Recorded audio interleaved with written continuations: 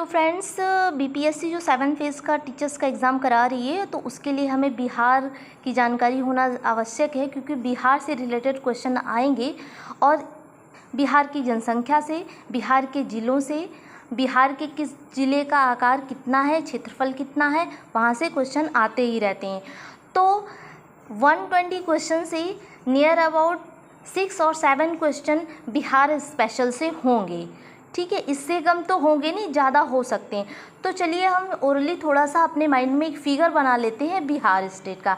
ठीक है, तो सबसे पहले हम ये जानेंगे कि बिहार में 38 ज़िले हैं, तो 1-1 करके हम उन ज़िलों को जान लेते हैं, उनका नाम क्या है। ठीक है, उसके बाद हम उसके बारे में क्या स्पेशलिटी है हम उसको बताएंगे। ठीक है, तो सबसे पहले हम जानते हैं कौन कौन से ज़िले, उनका नाम क्या है। ठीक है, 38 ज़िले हैं, तो शुरू करते हैं पहले ज़िले से।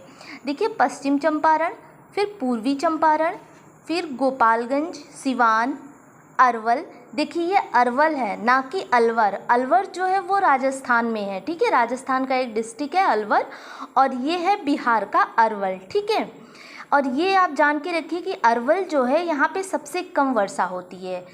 तो अगर पूछे कि बिहार के किस डिस्ट्रिक्ट में सबसे कम वर्षा होती है, तो अरवल में होती है। ठीक है, अब उसके बाद है अररिया, बांका, बेगूसराय, औरंगाबाद, बक्सर। बक्सर से आप परिचित होंगे, बक्सर का युद्ध भी हुआ था, आप जानते होंगे, बताइएगा कमेंट करके। भोजपुर, भागलपुर, गया, जमुई, दरभंगा, लखीसराय, कटिहार, मधुबनी, नालंदा, मुंगेर, मधेपुरा, जहानाबाद, खगड़िया, किशनगंज, कैमूर और मुजफ्फरपुर। देखिए नेक्स्ट आपका होता है 27 पे नवादा, रोहतास। हाँ, अब रोहतास के बारे में आप जानिए कि ये सबसे साक्षर ज़िला है, पुरुषों के लिए भी और महिलाओं के सबसे साक्षर। ठीक है, अब पूर्णिया सबसे कम साक्षर है, पूर्णिया सबसे कम साक्षर है।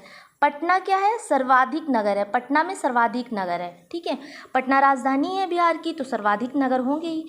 सहरसा, सहरसा महिलाओं के लिए ये क्या है, सबसे आप कह सकते हैं महिलाओं के लिए सबसे निरक्षर महिलाएं वहाँ पे हैं। ठीक है, निरक्षर हम नहीं कहेंगे, लेकिन हाँ ये है कि साक्षरता दर बहुत कम है। ठीक है, महिलाओं की स्पेशली।